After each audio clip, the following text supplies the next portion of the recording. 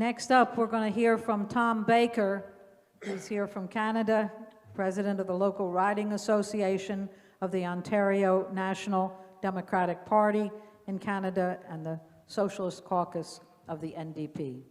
Tom Baker. Thank you.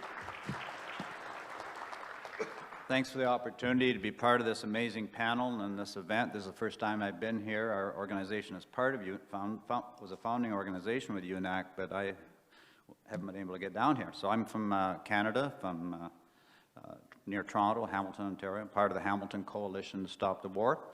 I want to share a few words with you on Canada's foreign policy as it relates to NATO, in particular to the Ukraine.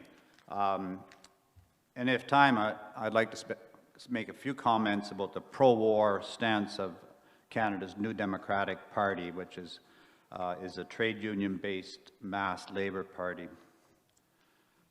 Canadian forces' roots go back to the British force that brutally dispossessed the First Nations in Canada, or what is now called Canada.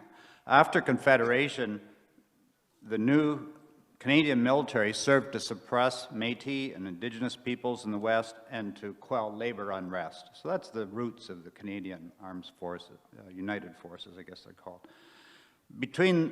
Besides the two world wars, the Canadian Forces has a rich history of gunboat diplomacy and special forces deployments around the world. Canadian Forces have had active engagement in Korea, Sudan, South Africa, Iraq, Serbia, Afghanistan, and Libya, partnering with their twins, the U.S. imperialists. Canada has played key roles in regime changes and coups through aid withdrawal, sanctions, and supporting unpopular opposition groups. Canadian forces have participated in the ouster of some 22 elected governments, primarily in Latin America and Africa, most recently Haiti, 2004, Ukraine, 2014, and in Venezuela. Just a few examples. As NATO celebrates its 75th birthday of endless pro-imperialist wars, it's worth noting that it was the United States, UK, and Canada that first met privately in 1948 to discuss the founding of NATO. Its original purpose was to restrict, intimidate, and contain the Soviet Union and its allies. Today, our government leaders proudly boast of their participation and contribution to every NATO mission, operation, and activity since NATO's founding. It's not something a lot of us are proud of, that's for sure. Our leaders seem to be proud of it. Canada supported expanding NATO at the end of the Cold War, despite promises that have been made to the Soviet Union in terms of NATO not moving eastward. Without as much as a debate in Parliament, Canada was the first NATO country to approve the enlargement of the alliance in 1998. Canada has continued to push NATO expansion, including incorporation of Ukraine eventually. Canada has the 6th largest defense budget in NATO. I'm not going to bore you with all the numbers because they pale so in comparison to the U.S. budget dollars. Not worth saying, really. U.S. wants wants all NATO members, as you probably know, to spend 2% of their GDP on military. We haven't quite got there. We're only at 1.2%, and I don't think in the crisis, our economic crisis Canada's in, that we're likely to advance on that too much, hopefully not. We just purchased 88 F-35 Lockheed jet fighters, and a lot of us, there's been a big campaign to fight that, but it's been approved recently. It's going to cost the taxpayers $19 billion for these killing machines.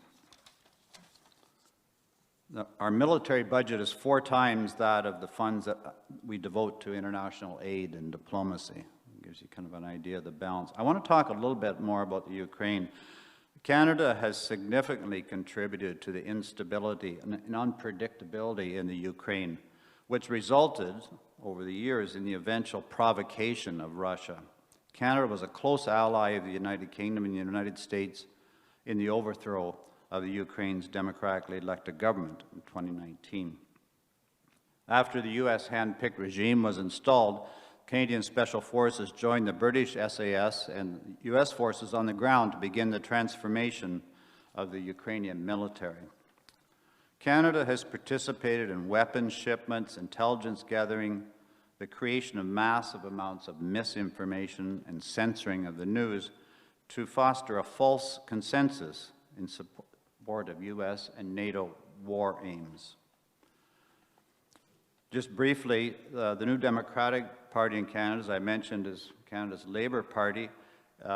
It unfortunately, like all the other political parties, capitalist political parties in Canada, is a pro-war, anti-Russian agenda. They've supported Canada, unabashedly supported the Canadian government's aggressive role in the Ukraine, supporting NATO.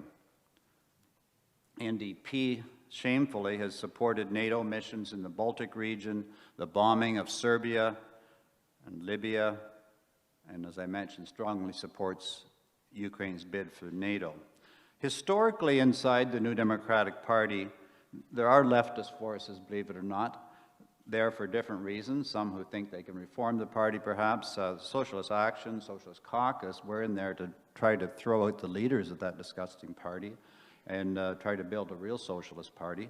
But that's not an easy task. However, you know, the party has never even allowed a debate in its entire history on NATO. And it hasn't always been pro-NATO in those early days when it was connected to the farmers' movements, and it did have an anti-NATO position briefly.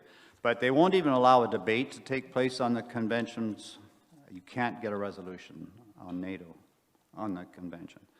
NATO diverts resources, just to wrap up here, NATO diverts resources from climate action, housing, healthcare, and education. I mean, there's only a limited amount of government budget, and unfortunately, those are the areas that suffer when we waste money on fighter jets.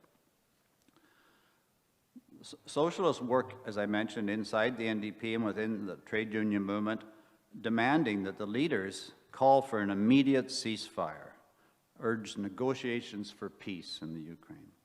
No more weapons to Ukraine. Self-determination for the oblasts in East Ukraine.